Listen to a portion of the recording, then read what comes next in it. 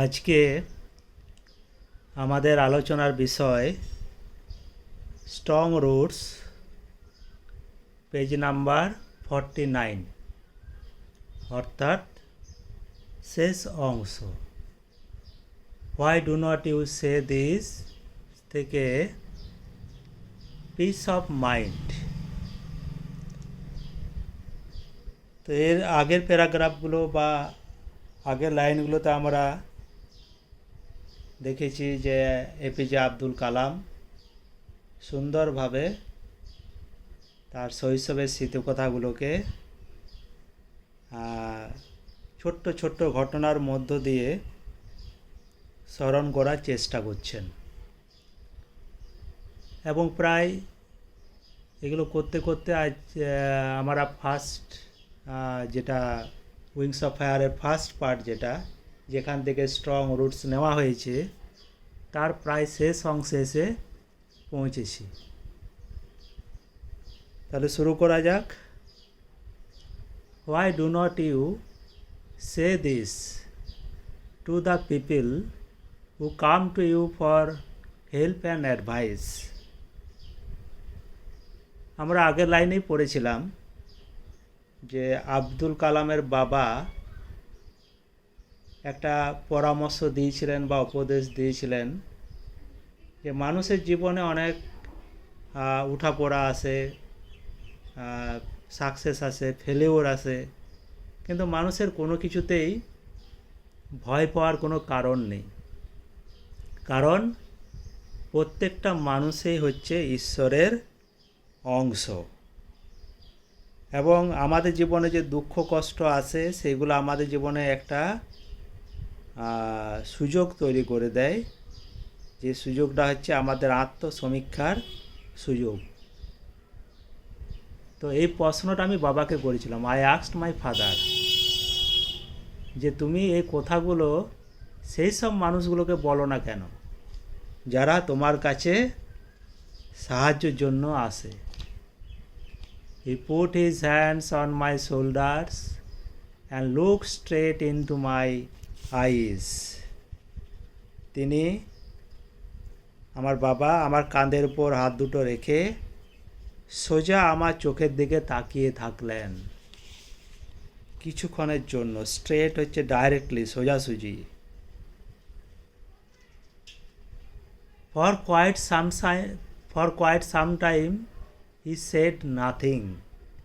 কিছুক্ষণের জন্য তিনি একেবারে নির্বাক থাকলেন, কিছু বললেন না।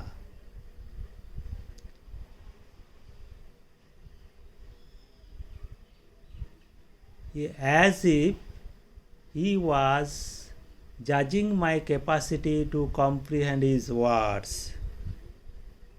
তিনি যেন বুঝে নিতে চাইছিলেন যে তিনি যে কথাগুলো বলবেন সেগুলো বোঝার মতো ক্ষমতা আমার আছে কি না। জাজিং মিন্স এস্টিমেটিং, অনুমান করা বা বিচার করা। ক্যাপাসিটি, এবিলিটি বা ক্ষমতা। কম্প্রিহ্যান্ড, আন্ডারস্ট্যান্ড, বুঝতে পারার ক্ষমতা। Then he answered in a low deep voice. তারপর তিনি উত্তর দিলেন একেবারে নিচু স্বরে, কিন্তু ডিপ ভয়েস, গম্ভীর, সিরিয়াস। তারপর তিনি নিচু স্বরে গভীর প্রত্যয়ের সাথে উত্তর দিলেন।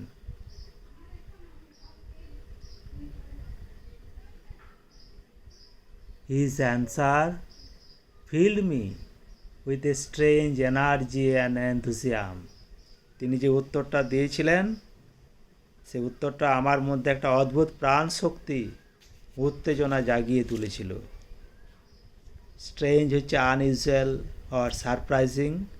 এনথুজিয়াম, স্ট্রং ফিলিং অফ এক্সাইটমেন্ট, তীব্র অনুভূতি বা উত্তেজনা, এটা আমার মধ্যে এনেছিল। তো তার কথাগুলো কী ছিল, উত্তরটা কী ছিল?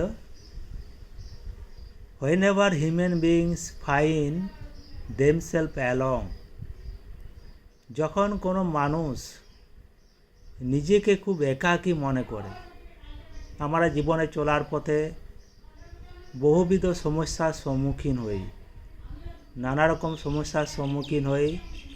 আমাদের পৃথিবীতে যে এত ধরনের মানুষ আছে, দেখতে গেলে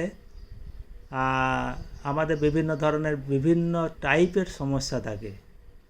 যখনই আমরা নিজেকে একাকিত্ব মনে করি, নিঃসঙ্গ মনে করি, অ্যাজ এ ন্যাচারাল রিয়াকশান, স্বাভাবিক প্রতিক্রিয়া হিসাবেই they start looking for company. তখন মানুষ কিসের খোঁজ করে? তখন সঙ্গীর খোঁজ করে। Looking for, searching. মানুষ হচ্ছে সামাজিক জীব এবং মানুষের পক্ষে একাকিত্ব সহ্য করা সম্ভব নয়। যখন তারা নিঃসঙ্গ অনুভব করে, তারা সঙ্গীর সন্ধান করে। মানুষের কাছে এটা খুব স্বাভাবিক ব্যাপার। এটা আমাদের প্রত্যেকের জীবনেই কিন্তু এটা একটা বাস্তব জিনিস। এর মধ্যে কিন্তু অস্বাভাবিকতা কিছু নেই। আমরা যখনই কোনো বিপদে পড়ি, কোনো ঝামেলায় পড়ি, আমরা তখন এমন একজনকে খোঁজার চেষ্টা করি যে আমাদের এই বিপদ থেকে রক্ষা করবে। হোয়েন এভার, সেই জন্য তিনি বলছেন, whenever they are in travel they look for someone to help them. আমরা যখনই কোনো সমস্যার মধ্যে পড়ি, আমরা তখন একজনের খোঁজ করি যে আমাদেরকে সাহায্য করতে পারবে বা পথ দেখাতে পারবে। জীবনটা সুখসজ্জা নয়, আনন্দ দুঃখ মিলিয়েই জীবন। এবং আমাদের জীবনে নানা রকম সমস্যা এসে আমাদের স্বাভাবিক জীবনকে বিপন্ন করে। এবং দেখা যায় যে আমরা একাকী সেই সমস্ত ঝামেলা ঝঞ্ঝাটের মোকাবিলা করা আমাদের পক্ষে সম্ভব হয় না। সমস্যায় পড়লে আমরা এমন একজনের খোঁজ করি, সন্ধান করি যে আমাদেরকে সাহায্য করতে পারবে। জীবনে আমরা যা যা বাধা বিঘ্নের সম্মুখীন হই, তার বিরুদ্ধে লড়াই করার জন্য আমরা একজন সহযোগীর খোঁজ করি। Whenever they reach an impasse means a difficult situation in which no progress can be made, a deadlock, একটা অবরুদ্ধ অবস্থা, গতিহীন অবস্থা, পথ খুঁজে না পাওয়ার অবস্থা, আরও সোজা বাংলায় বলতে গেলে অচল অবস্থা। তাহলে ইম্পেসের মিনিংটা এতটাই গভীর। They look to someone to show them the way out. আমরা যখন এরকম একটা অচল অবস্থার মধ্যে এসে দাঁড়াই, তখন আমরা একজনের খোঁজ করি যে আমাদেরকে সাহায্য করতে পারবে, যে আমাদেরকে গাইড করতে পারবে। Them the way out. Way out actually it is a phrasal verb. এটার অর্থ হচ্ছে যে সমস্যার সমাধান করা, এবং সেক্ষেত্রে আমাদের একজন পথ প্রদর্শকের প্রয়োজন হয় যে আমাদেরকে এটাকে ওয়ে আউট করতে পারবে বা সমাধান করে দিতে পারবে। Every recurrent anguish, longing and desire finds its own special helper. Recurrent, happening many times, অথবা হ্যাপেনিং এগেন অ্যান্ড এগেন, বারংবার ঘটে এমন ঘটনাগুলো। Anguish, extreme unhappiness caused by physical or mental suffering, চরম শারীরিক বা মানসিক যন্ত্রণা। তাহলে এই ঘটনাগুলো, এই যে কষ্টগুলো, আমাদের জীবনে চাওয়া পাওয়াগুলো, এগুলো কিন্তু আমাদের জীবনে বারবার ফিরে আসে। সেই জন্য এই প্রত্যেকটা জিনিস তার বিশেষ হেল্পারকে খুঁজে নেয়। স্পেশাল মানে হচ্ছে বিশেষভাবে, পার্টিকুলারলি নট কমন। হেল্পার হচ্ছে one who provides help or service.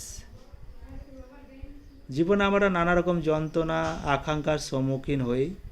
এই চাহিদাগুলো বারবার আমাদের জীবনে ফিরে আসে, এবং এই চাহিদাগুলো পূরণ করার জন্য আমাদের দরকার বিশেষ সাহায্যকারীর। একজন সাহায্যকারী কিন্তু সব চাহিদা মেটাতে পারে না। প্রতিটি চাহিদা মেটানোর জন্য দরকার একজন নির্দিষ্ট সাহায্যকারী।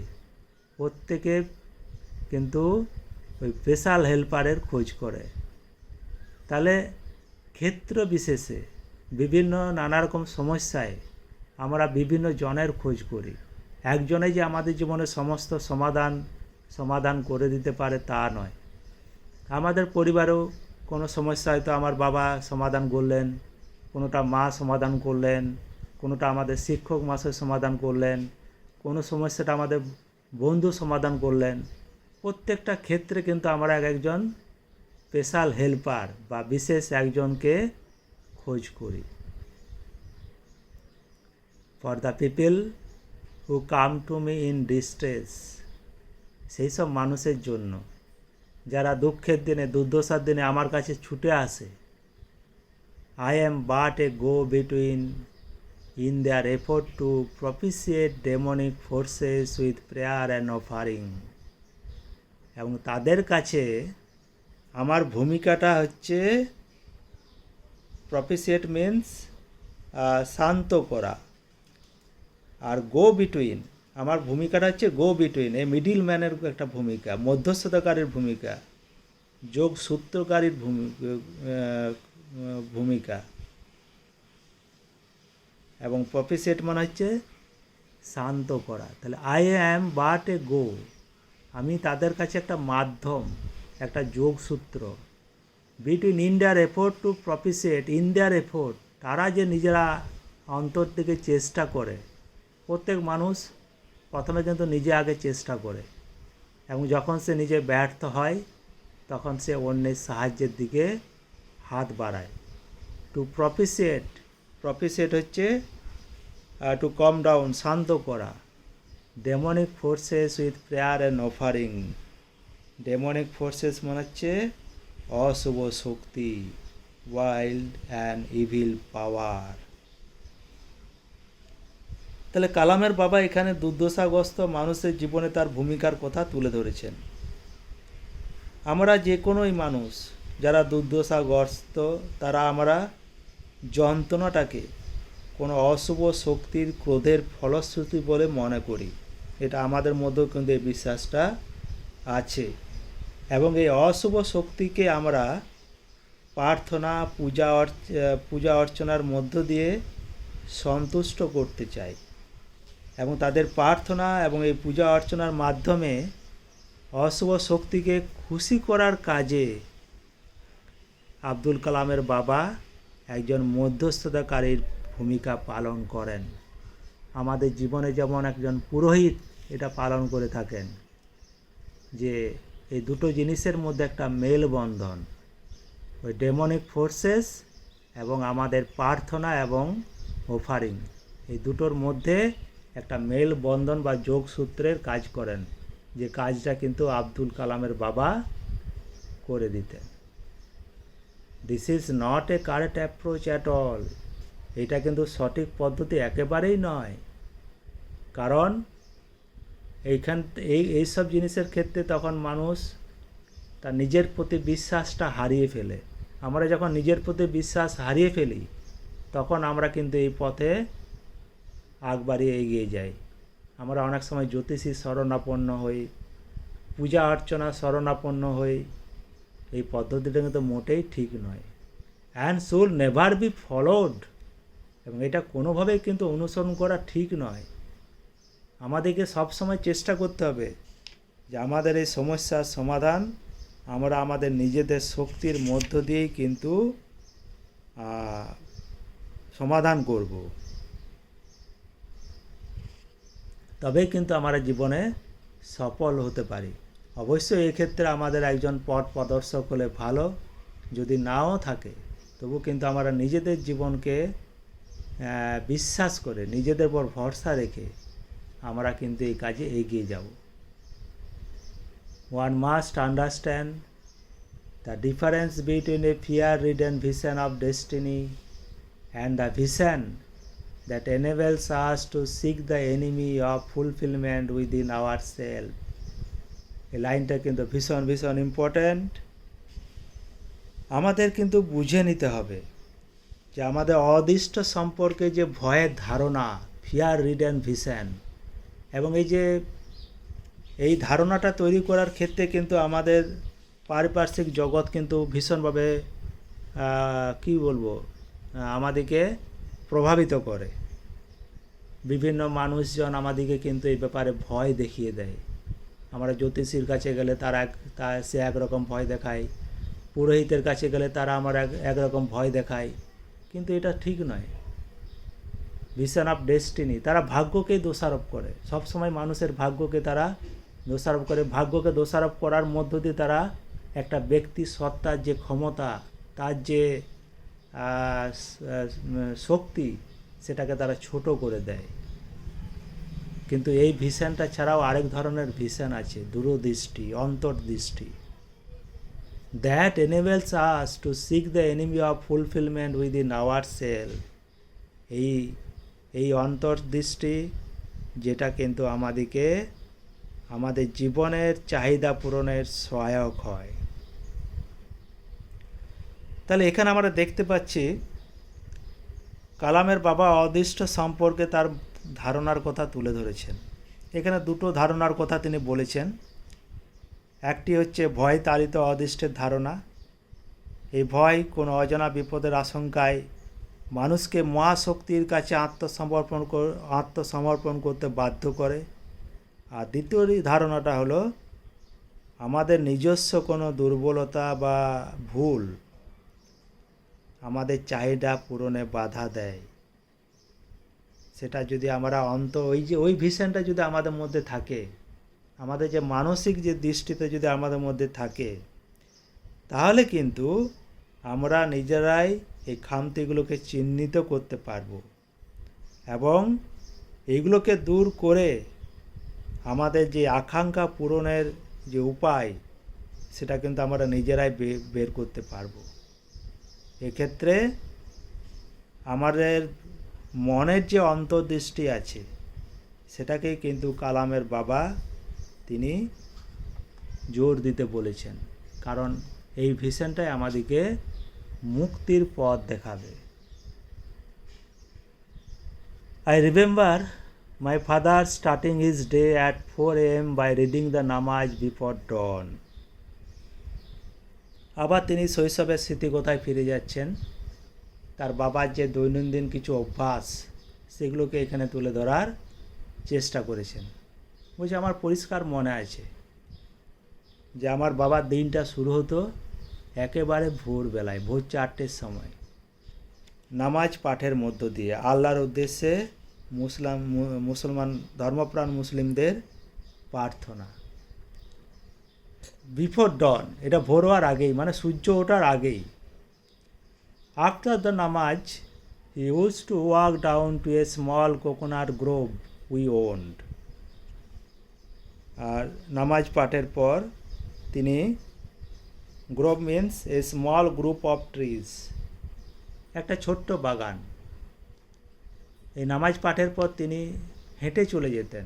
আমাদের একটা ছোট্ট নারকেলের বাগান ছিল, আমাদের প্রত্যেক সূত্রে আমাদের এটা ছিল, সেখানে তিনি হেঁটে চলে যেতেন। About 4 miles from our home, যেটা আমাদের বাড়ি থেকে 4 মাইল দূরত্বে অবস্থিত। He would return with about a dozen coconut tied together thrown over his shoulder.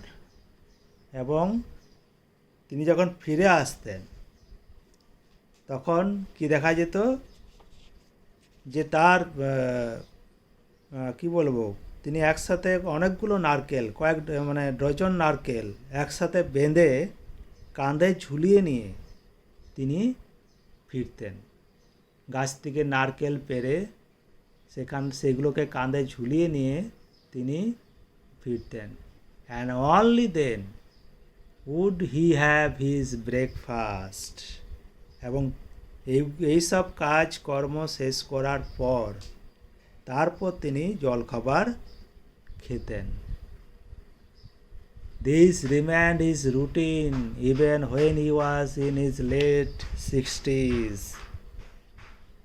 Late 60s mean between 65 and 70 years, 65 থেকে 70 বছরের মধ্যে তিনি যে কতটা কালামের বাবা কতটা শৃঙ্খলাপরায়ণ মানুষ ছিলেন সেটা আমরা এখানে দেখতে পাচ্ছি।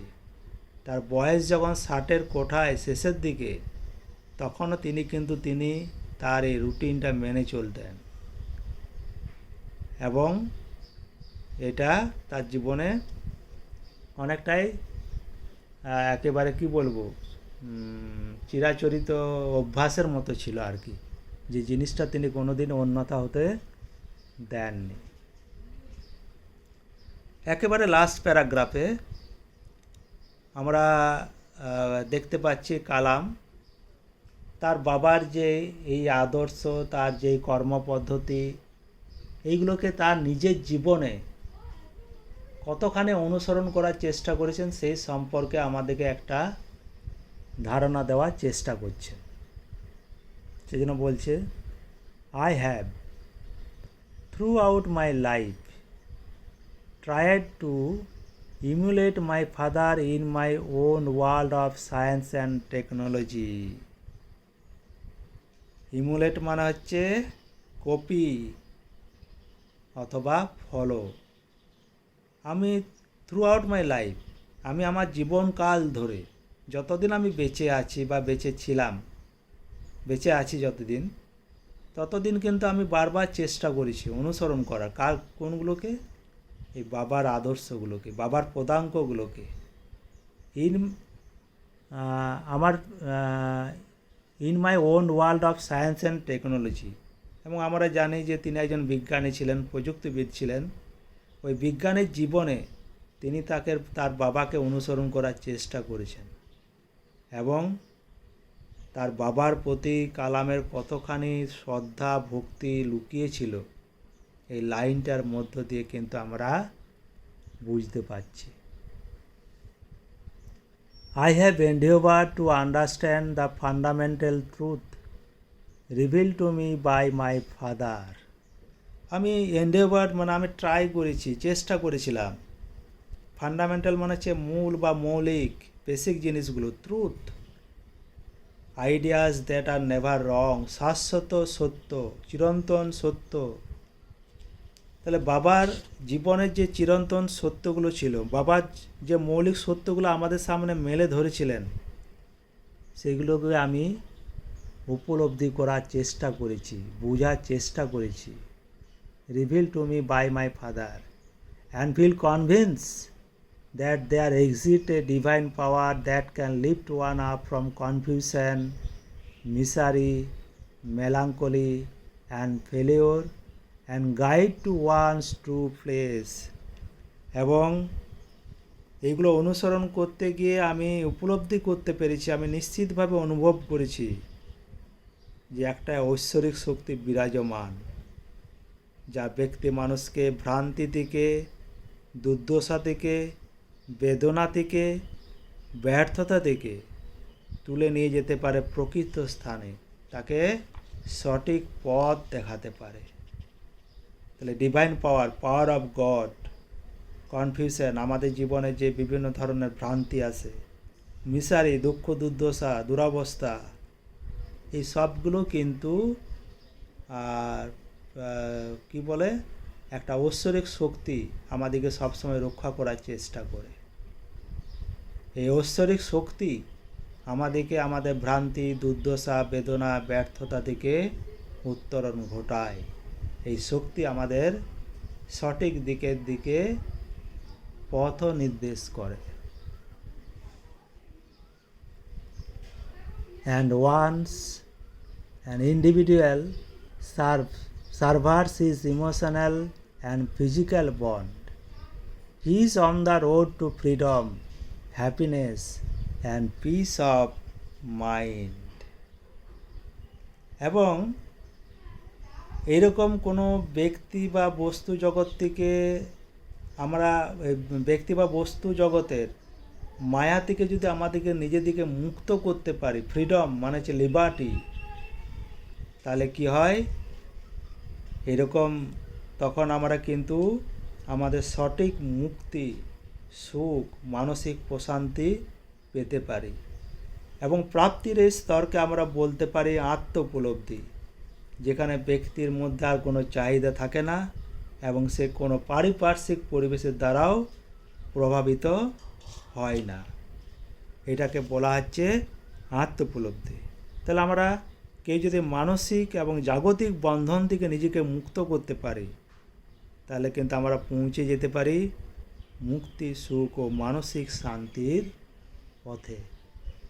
আমরা দেখতে পাচ্ছি যে আব্দুল কালাম একজন বিজ্ঞানী বা প্রযুক্তিবিদ হলেও তার জীবনের যে চিরন্তন সত্য বা যে জিনিসগুলো আমরা আজও বিশ্বাস করি, আজও আমরা কিন্তু যেগুলোকে অনুসরণ করার চেষ্টা করি, কালাম তার নিজের জীবন দিয়েও কিন্তু বারবার এই জিনিসগুলোকে অনুসরণ করেছেন এবং এই ক্ষেত্রে তাকে অনুপ্রেরণা জাগিয়েছেন তার পরম পূজনীয় বাবা, যার অনুপ্রেরণায় তিনি জীবনের এই যে সত্যগুলো, জীবনের যে এই উপলব্ধিগুলো, এইগুলো তিনি বুঝতে পেরেছিলেন। একজন বিজ্ঞানী, একজন প্রযুক্তিবিদের ক্ষেত্রে যখন এরকম একটা আদর্শবোধ মিলিত হয়ে যায়, সেই জিনিসটা কিন্তু একটা সুন্দর জিনিস হয়, যেটা কিন্তু কালামের কর্ম পদ্ধতির মধ্য দিয়ে আমরা দেখতে পেয়েছি। তিনি যে একজন বিজ্ঞানী প্রযুক্তিবিদ হয়েও মানুষের খুব কাছাকাছি ছিলেন, তার প্রমাণ আমরা বারবার পেয়েছি। আজ এই পর্যন্তই।